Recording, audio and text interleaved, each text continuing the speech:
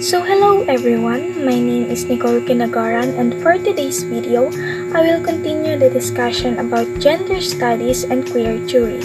So the first part was discussed by Miss Aguirre, and for the second part, which I will going to report, is about the masculine gender theory and queer theory. So first, let's talk about the masculinity. Masculinity is a set of social practices and cultural representations associated with being a man. It also refers to the behaviors, social roles, and relations of men within the given society, as well as the meanings attributed to them. So the idea of masculinity refers to the position of men in the gender order. So Whitehead and Barrett explains that masculinities are those behaviors, languages, and practices existing in specific cultural and organizational locations which are commonly associated with men, thus culturally defined as not feminine. So there is no universal set of expectations around masculinity. Within societies, there are dominant codes that exert pressures on and create expectations around men, with consequences for women, children, and society as a whole. So the understanding of masculinity varies across time and socio-cultural contexts and within groups and networks, and men also perform their masculinity differently and inconsistently. Just as masculinity is defined by its relationship with femininity, women too have an important role to play in the interpretation and understanding of masculinity, particularly in their interaction with men and boys. Masculine gender theory focuses largely on social, literary, and historical accounts of the construction of male gender identities. Such work generally lacks feminism, activism stance, and tends to serve primarily as an indictment rather than a validation of male gender practices and masculinity. So masculine gender theory refers to the theory on the categories of social expectations, roles, and behaviors of men. So according to Robert Bly, he sees masculinity as being damaged by the condition of modern society and prescribes a remedy in the form of men-only retreats and bonding rituals. The so-called men's movement, inspired by the work of Robert Bly, among others, was more practical than theoretical and has had only limited impact on gender discourse. So what is the men's movement? So men's movement is a collection of social, political, and philosophical organizations that seek to redefine men's relationship to their prescribed gender roles. So the men's movement is a social movement that emerged in the 1960s and 1970s, primarily in Western countries, which consists of groups and organizations of men and their allies who focus on gender issues and whose activities range from self-help and support to lobbying and activism. So the men's movement is made up of several movements that have differing and often adverse goals.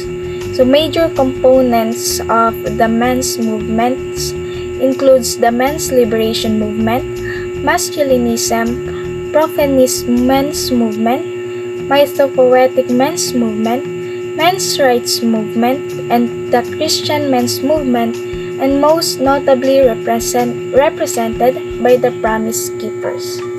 The impetus for the men's movement came largely as a response to the critique of masculinity and male domination that runs throughout feminism and the upheaval of the 1960s, a period of crisis in American social ideology that has required a reconsideration of gender roles. So having long served as the de facto subject of Western thought, male identity and masculine gender theory awaits serious investigation as a particular and no longer universally representative field of inquiry. Much of what theoretical energy of masculine gender theory currently possesses comes from its ambiguous relationship with the field of queer theory. So queer theory is not synonymous with gender theory, nor even with the overlapping fields of gay and lesbian studies, but does share many of their concerns with normative definition of man, woman, and sexuality. Queer theory questions the fixed categories of sexual identity and the cognitive paradigms generated by normative, that is, what is considered normal, sexual ideology. Queer theory is a way of thinking that dismantles traditional assumptions about gender and sexual identities. The field emerged from sexuality studies and women's studies. Queer theorists analyze gender and sexuality as socially and culturally constructed concepts. So the goal of queer theory is to challenge traditional academic approaches and fight against social inequality.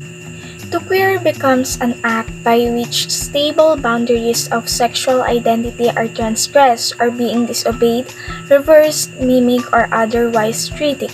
So queering, on the other hand, can be an act on behalf of all non-normative sexualities and identities as well, all that is considered by the dominant paradigms of culture to be alien, strange, unfamiliar, transgressive, odd, in short, queer.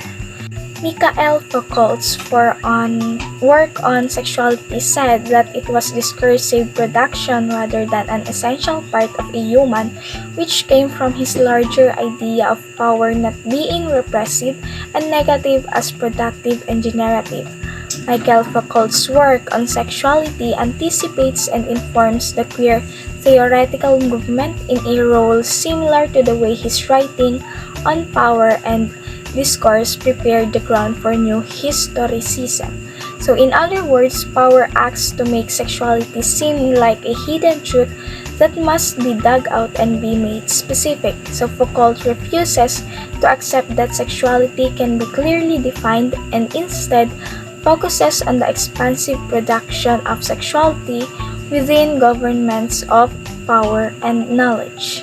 Judith Butler contends that heterosexual identity, long held to be normative ground of sexuality, is actually produced by the suppression of homoerotic possibility. So Judith Butler, who draws much from Foucault's ideas but with a focus on gender, she argues in her book Gender Trouble that gender, like sexuality, is not an essential truth obtained from one's body, but something that is acted out and portrayed as reality. So the next one is Eve Sedgwick, who is another pioneering theorist of queer theory, and like Butler, Sedgwick maintains that the dominance of heterosexual culture conceals the extensive presence of homosocial relations.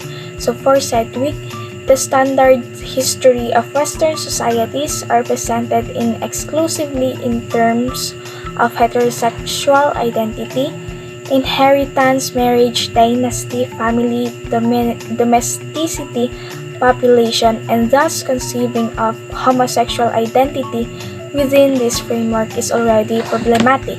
So Eve Sedgwick points out that the definition of sexuality depends a lot on the gender of the romantic partner one's making the assumption that the gender one has and the gender of the person one is attractive to make up the most important element of sexuality. Sedgwick's examples of sexual variations that cannot be put into the discrete locations created by the binary set between heterosexuality and homosexuality give room to further analyze the way sex and gender identities are shaped and thought about.